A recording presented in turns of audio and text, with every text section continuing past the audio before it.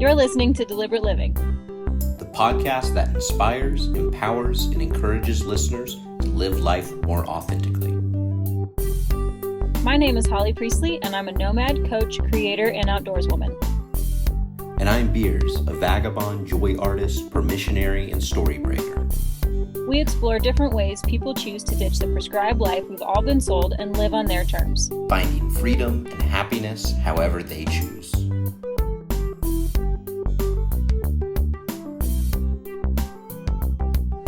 Hello. Welcome to another episode of the Deliberate Living podcast. I am one of your hosts, Nathan Beers. And I'm the other host, Holly Priestley. And this week, we are going to be talking about a topic that we've had quite a few requests from the audience for. As you may know, Holly has not been recording from her van much lately. She bought a house, and we're going to talk about that journey. And as you may also have noticed, those who are watching on YouTube and seeing the video, as Holly says, I have been in a different fucking place every single time we've recorded, which is a slight exaggeration, but not much of one. And I am once again in a different place. And we're going to talk a little bit about that.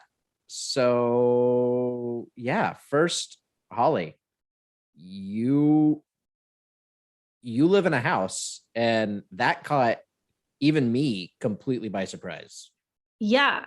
It kind of caught me by surprise initially. I mean, obviously by the time I was in the house, I knew what I was doing.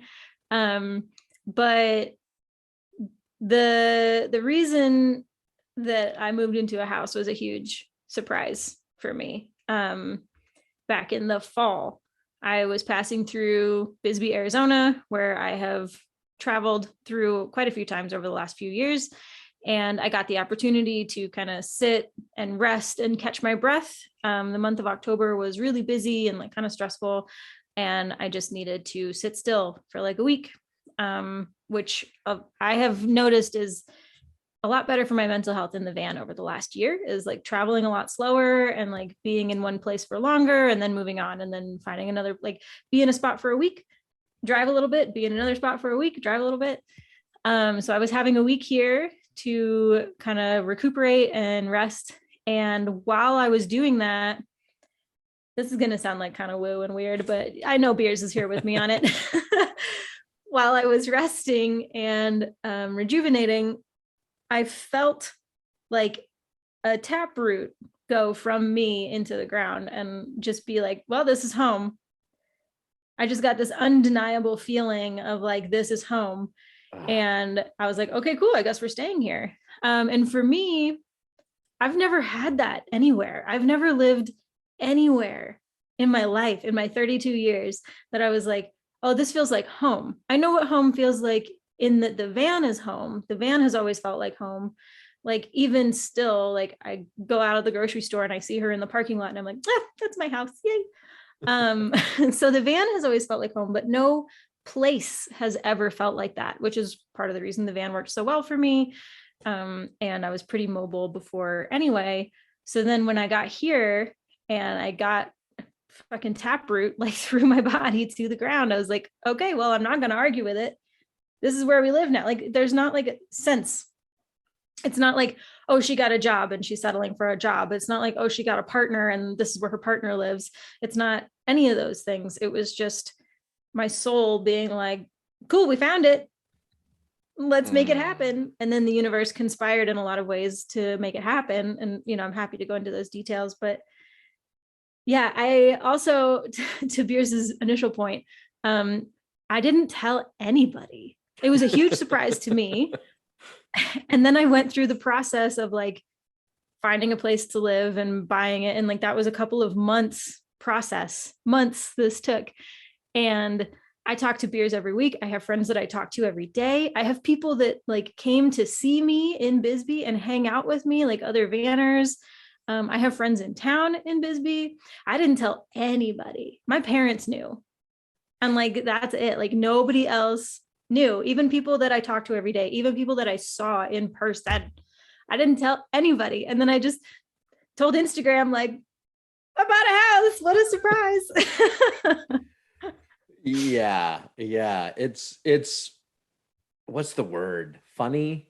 I don't think it's funny fully captures it, but I marvel at our different approaches.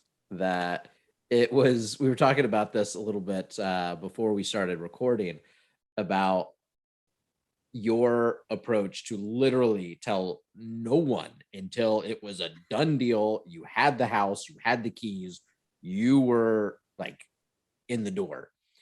Whereas for me, when I first got an inkling almost a year ago that I wanted to try to go stationary somewhere, I made an Instagram post saying, hey, I think I want to go stationary.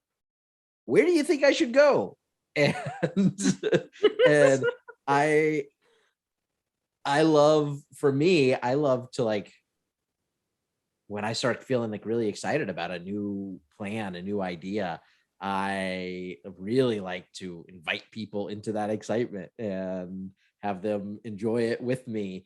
I actually have been tempering that a little bit just because it does affect other people in my life, and I want to be respectful of them. And if I get to enjoy it and celebrate it with them and a few people that are close to me, like that's plenty for me. I don't necessarily need to broadcast it as much as I have tended to.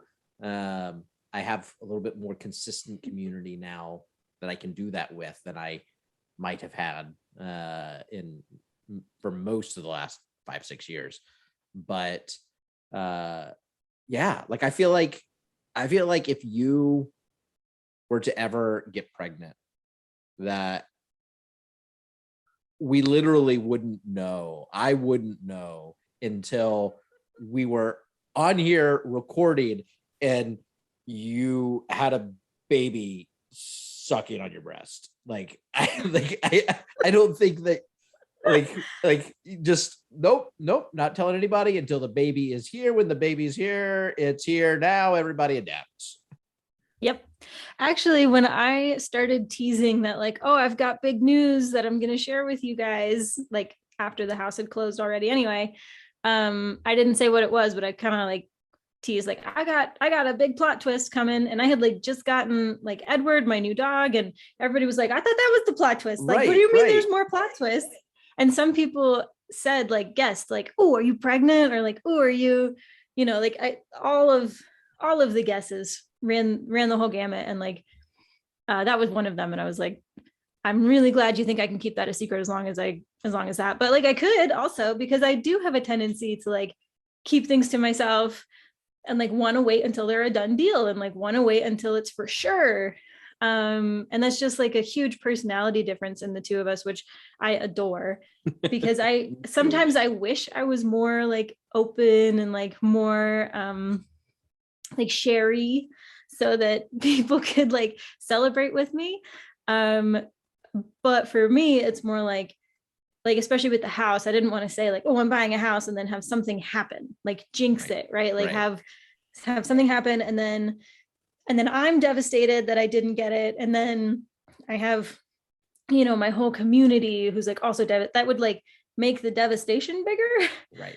But also it would make like, on the flip side, it would make the celebration bigger, right? To have a longer like celebratory period with people. But I tend to move from, I guess, a place of fear where I'm like, I don't want this to fall through and like make it sad.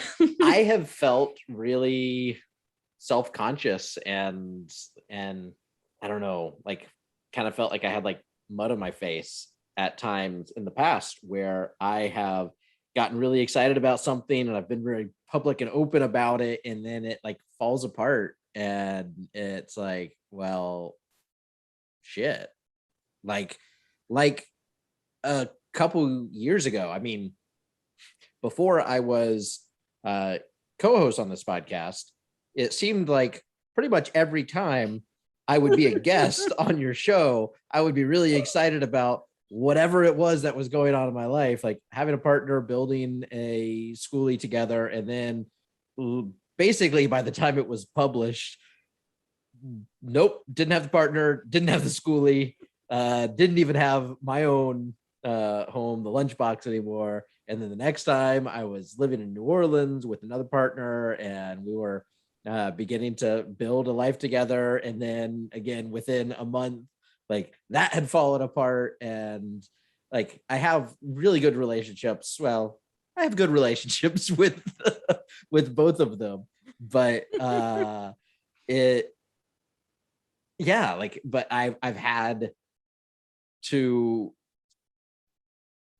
deal with that discomfort of, oh, well, I was sharing all of this and it didn't turn out the way I wanted it to. And now I Yeah. kind of have to let people in on that, which is how I felt a little bit about like Oregon. I was so excited about moving out to Oregon, and Mm. I'm not in Oregon.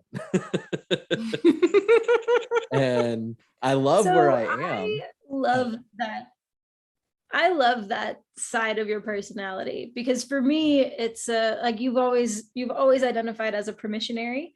Mm, And for me, seeing you share in ways that I don't share, I have a couple of friends who share like you do and who talk about everything and who are always like updating me on things, and I don't reciprocate. And I feel bad about it, but like I like seeing people be like, here's what's going on in my life, I'm very excited about it, okay, that didn't work, moving on. Here's this new thing, I'm very excited about it, let's celebrate, this is amazing, okay, that also went really well, moving on, I'm really excited about this new thing. Like you're like a Labrador, and I love it. And I wish that I could be a little bit more like that. And so I have tried like deliberately sharing a little bit more than I'm comfortable with people who have already deemed themselves like safe and trustworthy people.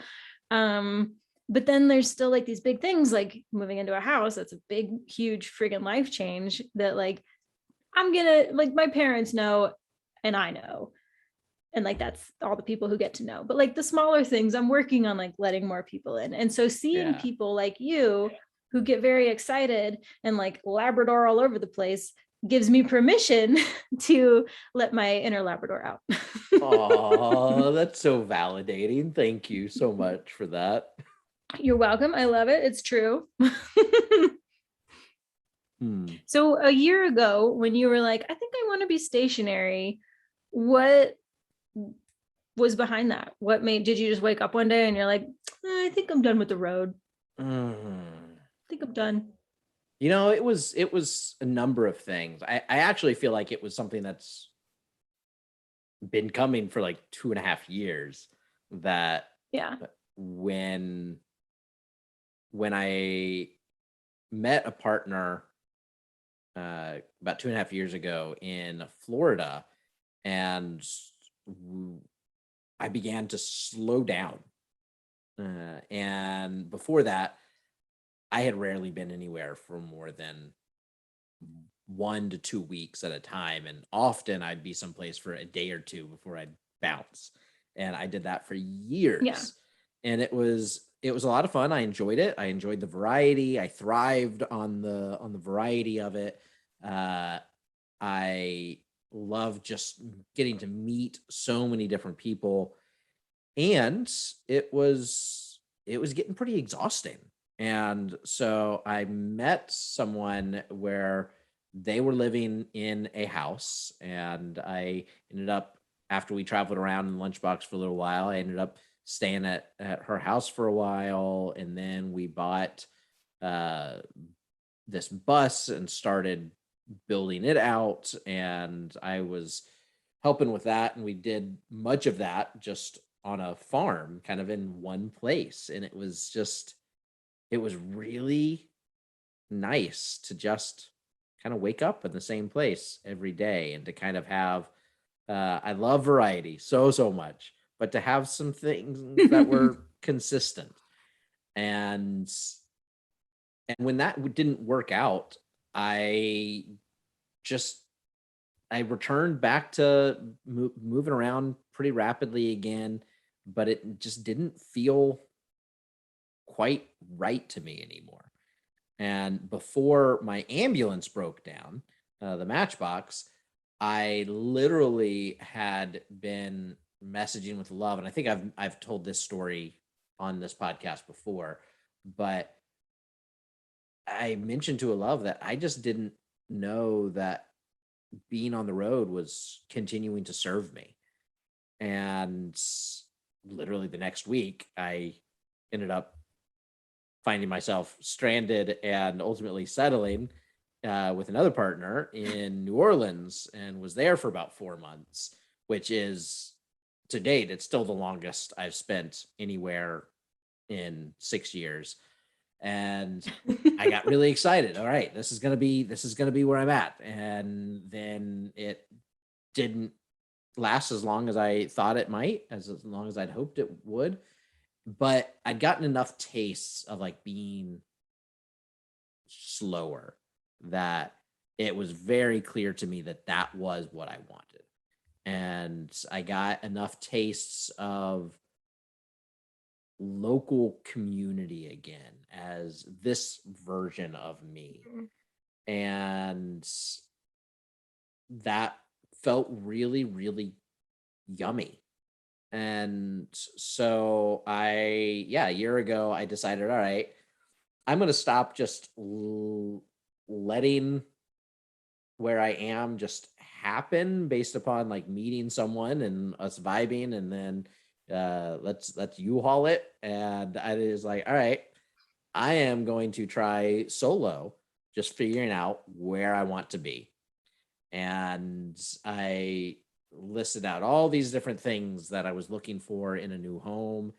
And I thought that was going to be Eugene, Oregon. Turned out after 2 weeks in Eugene, it just wasn't really my vibe, and discouraged, I went to visit some friends in Bend, Oregon, which I enjoyed a lot more, and actually ended up renting an apartment there and was living there. Recorded quite a few episodes in one place there. I recorded like at least two or three in that apartment. And quite a few, huh? 2 or 3. and that was when an idea began to form with a very dear friend of mine, that we alluded to on our episode on supporting creatives, where I just really firmly believe in what she's trying to create. And I wanted to support her in having the freedom and resources to do so. And so we started talking about, all right, how could we make that happen?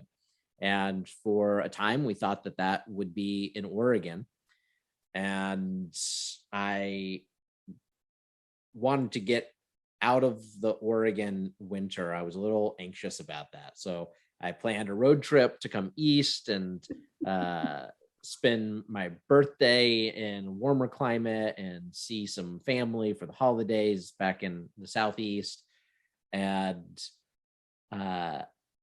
while I was back here in the Southeast, I visited a love of mine in Asheville. And I went to this party for Yule, and it was this house full of predominantly queer poly folk. And I realized that somehow I actually knew like half the people in that house at that party already. And it was people that I was just really vibing with. And it was a community that I just really was enjoying a lot. And the friend that we're creating this creative container with, they had mentioned a number of times how they had felt drawn to Asheville. And we had actually, quite a while before that, we had thrown out the idea of us potentially trying to be roommates in Asheville at some point. And so decided to revisit that idea. And so I floated it, and she loved it. And I was like, all right, well, it seems like Asheville is calling, the Oregon of the Southeast. And yeah, so it's been a very lengthy process. Was 3 months ago, and just as of like 3 days ago, I am now in this house in the mountains outside of Asheville, and so happy to be here. And yeah, I'm actually going back up to that Love's Place tonight to hang out with more of that same community that I vibed with at Yule, and first time I've seen any of them since that night. But I'm just, yeah, I'm thrilled to be here. I'm thrilled to be entering into this experimental creative container. I'm thrilled to get to spend more time with this friend I love. I am thrilled to be here in these beautiful mountains with like literally a river, like a mountain river going through the front yard. And I am thrilled to be close to a community that I already am connected with. And I'm really excited to just find more communities here. And yeah, it's been definitely a much more intentional process than any of my other trials at slowing down. And it just, so far, it feels right. The whole process has felt right. I've only been here for a few days, but the process has felt really, really right, and very energetically different from being at that farm or being in New Orleans or being out in Oregon. It just feels grounded. I don't know if it's quite the I don't remember how you described it, but like the root sticking into the ground. I don't know that it's quite that, but yeah, my steps just feel really aligned, and I'm loving it. Yeah. Good. That's awesome. I think that's, I mean, as different as our stories to stationaryhood are, I think that there's like the common elements are like, it just feels right. We're trusting our guts and we're moving in alignment, and every step feels aligned. And even though it's challenging in some ways, like the universe likes to challenge you when you make a decision to do something. She likes to be like, are you sure? Do you really want that? What if I just throw this roadblock in your way? What do you think? But then as soon as you like show up and you're like, no, I'm serious, I want this, then it seems like she has a tendency to be like, okay, cool, here's this thing that you need, here's this other thing, gonna go ahead and open that door for you, gonna lift this, like you just pass on through, like she seems to help. And I think that, yeah, not forcing it and like trusting your gut is a really good way to do things. And I think that, your attempts to do something similar in New Orleans, in Eugene, in Bend, was a really good way for you to take more intentionality with it, right? Like you're having this experiment of like, I know that I want this. How do I get this? Okay, I'm going to do this thing. Okay, I got some of the things I liked, but not all the things. Okay, what if I do it this way? Okay, I got a few more of the things that I liked, but not all the things. And like every time you make that experiment, every time you try again, you learn a little bit more, so that by the time you get to this point, you're like, you have enough like tools collected, you have enough of those details like figured out, that when it does feel right, you're like, oh, this feels right. Right. And there's part of me that feels anxious talking about this, that, all right, it feels really right. And I've signed a 1-year lease on this house. Like I have committed myself to this place in a way I've not committed myself anywhere else. I only did a 3-month lease in New Orleans. We kept it brief, but there's part of me that's like, okay, am I going to be back on here in another month saying, well, that didn't work. I don't know what's next, and also if I am, Yeah. then just like you said, it's a continual process of, all right, well, let's try this. Some of these things really work, some of them really don't. And now I know a little bit more, and I can work to continue to create and build and find and manifest what it is that I do want. Yeah, exactly. All And I right, think that you're talked going about myself it through my anxiety in real time, folks. We will prove that the Deliberate Living podcast is not just a jinxer for the things in your life. Yes. What do y'all want to know besides this? Maybe we can delve into more of your direct questions on our Patreon. And Yeah, I we would would love that. really love to hear specific questions that you might want to know about what we're each doing, what these life changes have meant to us both, what went into making these choices, any other specifics, just ask away. Please, you can message us directly. You can message the Deliberate Living Instagram account. You can go sign up for the Patreon and post your question on the board there. And yeah, we will answer more of them there very soon. Yep. Happy to talk about everything from like the logistics to the emotions to the woo-woo to the dogs to, my house is still probably what most people would consider a very small house. It's like 700 square feet. But to me, it's huge. It's over 10 times bigger than the van. And it's so much space just for me and the kids. And it's not overwhelming. And it's everything is just right. So it's also like 110 years old. So there's some quirks with it. And to It's got clarify, some character. folks, she didn't actually have a human child in the amount of time that it took to make this episode. When she refers to the kids, she is referring to Lisa and Edward, her dogs, who have very human names. Yes. I do not, at this time in my life, plan on having human children. I will just continue having dog children, and I will probably continue giving them human names. Yes. I look forward to meeting Philip. Yeah. Edward. I know. Philip, like meaning a human name for a dog that has not yet come into your life.